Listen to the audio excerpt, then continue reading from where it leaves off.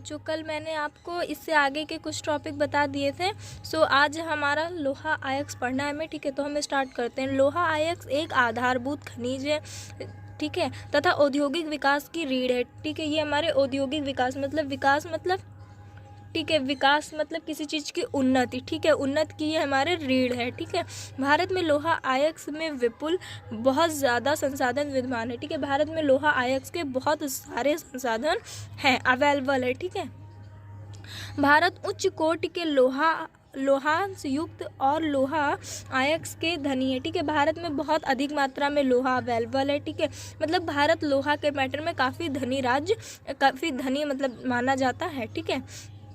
Magnetite, ठीक है। लोहा आयस्क जो हमारे हैं ये 3 प्रकार के होते हैं, ठीक है। लोहा हमारा 3 प्रकार का होता है, ठीक है। एक जिसमें कम से कम 70 मात्रा में होता है, ठीक है। दूसरा, अभी मैं इसके बारे में आपको अच्छे से पढ़ाऊंगी, बट अभी मैं एक नॉर्मल मतलब आपको सिर्फ एक नॉर्मल लैंग्वेज में एक्सप्लेन कर रही हूँ, ठीक है। सो जिससे आपको जब मैं बताऊँ तो आपको समझने में ज़्यादा आसानी रहे, ठीक है। तो एक लगभग 17 मात्रा में 70% में होता है, दूसरा 50 to 60% में होता है, और थर्ड मैक्सिमम 30% में होता है, क्योंकि उसमें ज़्यादा चीज़ें मिलावटी होती हैं, ठीक है। तो जो सबसे पहला है वो मैग्नेटाइट है, ठीक है। ये ये सर्वोत्तम है, ठीक है। ये काफ़ी, इसमें सबसे ज़्यादा मैग्नीज की मात्रा लोहा की मात्रा अवेलेबल होती है, ठीक है। तो ये सर्वोत्तम होता है, ठीक है। सर्वोत्तम प्रकार का लोहा आयस्क है जिसमें 70% लोहांश पाया जाता है, ठीक है। इसमें 70% लोहा आयस्क अवेलेबल होता है, ठीक है। इसे सर्वश्रेष्ठ चुंबकीय गुण, देखो जिसमें लोहा है, ठीक है, उसमें चुंबकीय गुण नॉर्मल बात है, वैसे भी होगा, ठीक है। जब आप किसी चुंबक को, आपने चुंबक तो देखा होगा, ठीक है, जब आप उसे लोहा की तरफ करेंगे तो वो क्या करता है, उसको खींचता है, ठीक है। जिसमें जितना मतलब लोहांश का गुण होगा वो चुंबक को उतनी ज़्यादा तेज़ी से अपनी ओर आकर्षित करेगा, ठीक है, अपनी ओर खींचेगा, ठीक है। तो इसमें ना चुंबकीय गुण इसलिए पाया जाता है क्योंकि इसमें लोहा की मात्रा होती है, ठीक है, और एक अच्छी मतलब उस पर होती है, ठीक है। इसमें एक हाई लेवल पर लोहा मिलता है, ठीक है। तो उसी तरह इसमें चुंबकीय गुण भी होता है जो विद्युत उद्योग में विशेष रूप से उपयोगी होता है, ठीक है। ये विद्युत उद्योग में विशेष रूप से मतलब खास रूप से इसका यूज़ किया जाता है, ठीक है। अब हेमेटाइट सर्वोत्तम, ये मतलब सर्वाधिक महत्वपूर्ण औद्योगिक लोहा आयस्क है, ठीक है। इसका सबसे ज़्यादा यूज़ किया जाता है हमारे यहाँ। इस लोहे का सबसे ज़्यादा यूज़ क्यों किया जाता है, आप लोग सोच रहे होंगे इसमें तो भाई कम मात्रा में होता है, उसमें ज़्यादा मात्रा में होता है, लेकिन इसका यूज़ इसलिए किया जाता है कि जो चीज़ जितनी अच्छी है, जिसकी क्वालिटी वो उतना महंगा, ठीक है, वो बहुत महंगा होता है क्योंकि उसमें 70% लोहा होता है, ठीक है। जबकि इसमें 50 to 60% के बीच में लगभग में होता है, ठीक है। तो इसका रेट वैसे होता है, इसलिए हम लोग ज़्यादातर इसी का यूज़ करते हैं। आपके घरों में खिड़कियाँ, ठीक है, जाल, दरवाज़ा मतलब गेट वगैरह, ठीक है, ये सारे लोहे के ही बने होते हैं, उसमें अधिकतर इसी लोहे का यूज़ कराया जाता है, ठीक है। लोग करवाते हैं इसी लोहे का यूज़। इसमें लोहांश की जो मात्रा होती है वो 50 to 60% होती है, ठीक है, और ये मैग्नेटाइट से थोड़ी ही कम होती है, क्योंकि देखो 50 to 60% है, मतलब 50 to 60 के बीच में, ठीक है। और लोहा 70% होता है हेमेटाइट वाला, ठीक है, मैग्नेटाइट। अब हम मैग्नीज के बारे में जान लेते हैं, ठीक है।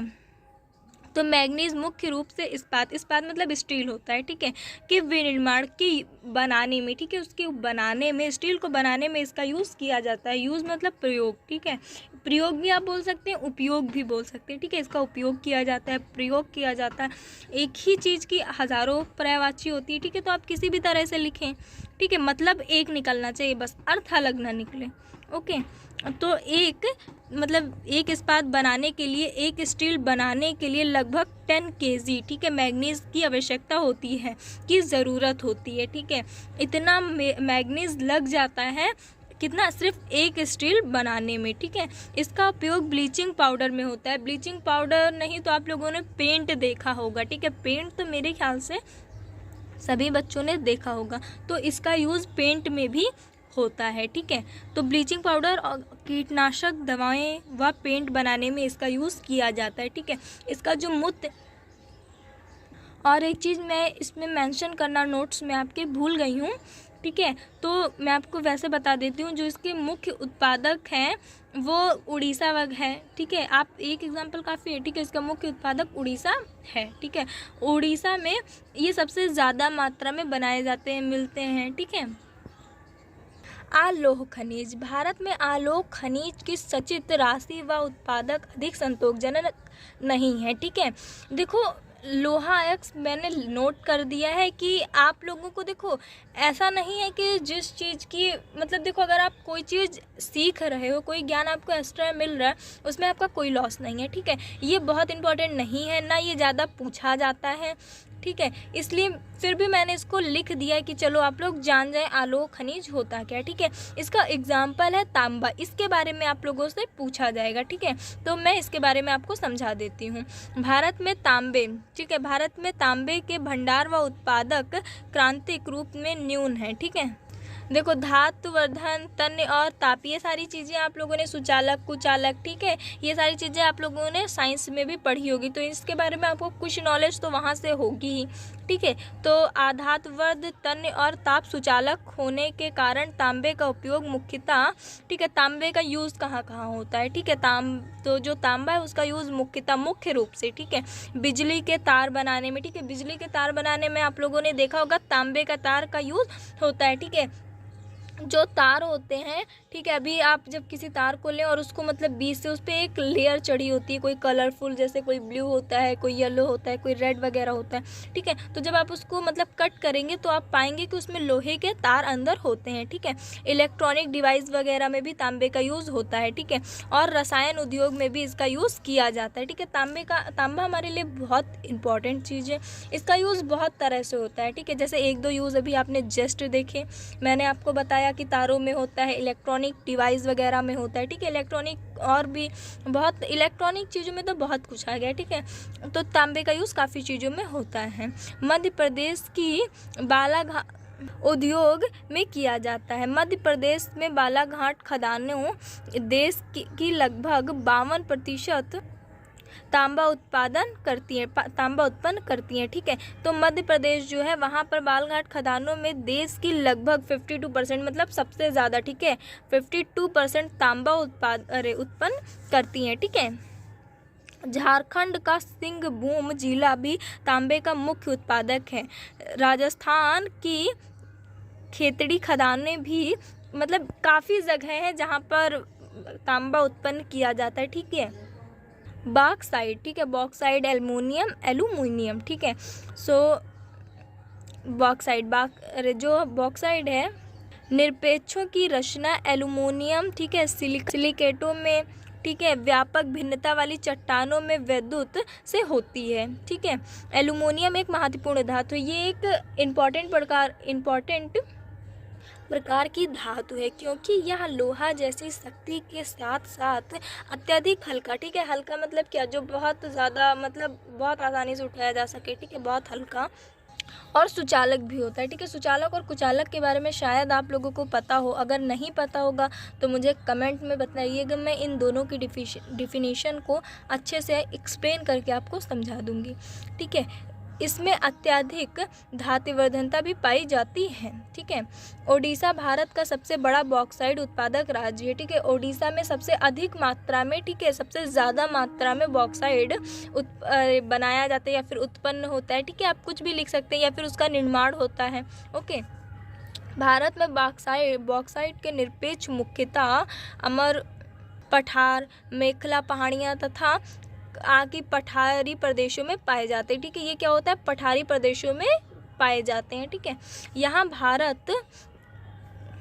ठीक है, भारत देश में पंचम माली निरपेक्ष राज्य है, जहाँ पर सबसे महत्वपूर्ण, ठीक है, महत्वपूर्ण मतलब इम्पोर्टेंट बॉक्साइट निरपेक्ष है। ठीक है, सो अब हम देख लेते हैं अभ्रमक। ठीक है, अभ्रमक एक ऐसा खनिज है जो प्लेटें अथवा क्रम में पाया जाता है। ठीक है, ये प्लेट वगैरह के प्लेट क्रम में पाया जाता है। ठीक है, इसका चादरों में विपाटन आसानी से हो सकता है। ठीक है, इसका चादरों में विपाटन आसानी से हो सकता है। ये परतें इतनी महीन हो सकती हैं, ठीक है, महीन मतलब महीन मतलब बहुत छोटी छोटी, बहुत ज़्यादा छोटी छोटी, ठीक है। महीन हो सकती है कि इसकी 1000 परतें कुछ सेंटीमीटर ऊंचाई में समाहित हो सकती है, ठीक है। ये परतें हद से भी ज़्यादा छोटी हो सकती हैं, ठीक है। ऐसा नहीं है कि होती ही हैं, ओके, हो सकती हैं, ठीक है, नहीं भी हो सकती हैं, कि इनकी 1000 परतें कुछ सेंटीमीटर, ठीक है, कुछ सेंटीमीटर ऊंचाई तक ही समाहित हो सकती हैं। भ्रमक पारदर्शी काले, हरे, लाल, पीले अथवा भूरे रंग का होता है, ठीक है। ये कई प्रकार के रंगों के होते हैं, ठीक है, कई तरह के रंग के होते हैं, जिसमें पहला काला, लाल, मतलब रंग बिरंगे, ठीक है, काले, लाल, पीले, ठीक है, 3-4 कलर्स के नाम नोट हैं, ठीक है, इन्हीं रंगों के ये होते हैं, ठीक है। इसकी सर्वोच्च परावैद्युत शक्ति, विसाहन के गुण और उच्च वोल्टेज की प्रतिरोधकता के कारण आभ्रमक विद्युत व इलेक्ट्रॉनिक उद्योग में उपयुक्त होने वाले अपरिहार्य खनिजों में से एक है, ठीक है।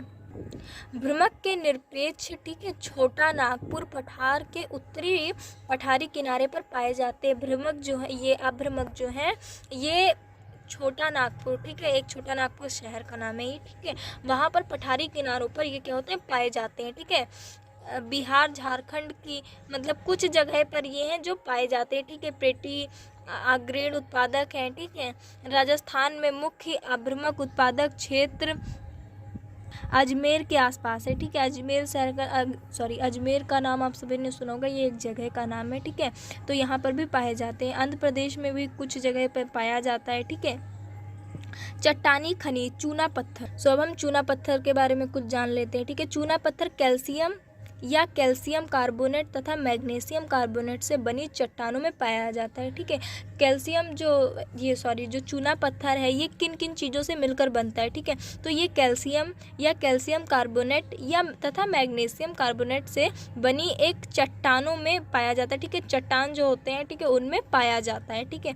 यह अधिकांश अवसादी चट्टानों में पाया जाता है। जो अवसादी चट्टानें होती हैं, इसमें ये ज़्यादा मात्रा में पाया जाता है। चूना पत्थर सीमेंट उद्योग का एक आधारभूत कच्चा माल है, ठीक है, कच्चा माल के रूप में ये होता है, और लोहा प्रगलन की भट्टियों के लिए अनिवार्य है, ठीक है।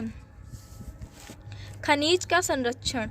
खनिज एक गैर नवीकरणीय संसाधन है। जो खनिज वो एक गैर नवीकरणीय संसाधन है। खनिज के निर्माण और मतलब इसको निर्माण में हजारों वर्ष लग जाते हैं, ठीक है। मतलब ये लंबे समय की अवधि है, मतलब लंबे समय तक चलने वाली चीज़ है, ठीक है। आयस्कों के निरंतर निष्कर्षण से खनिजों का ह्रास होता है। ह्रास मतलब लॉस, ठीक है, लॉस होता है।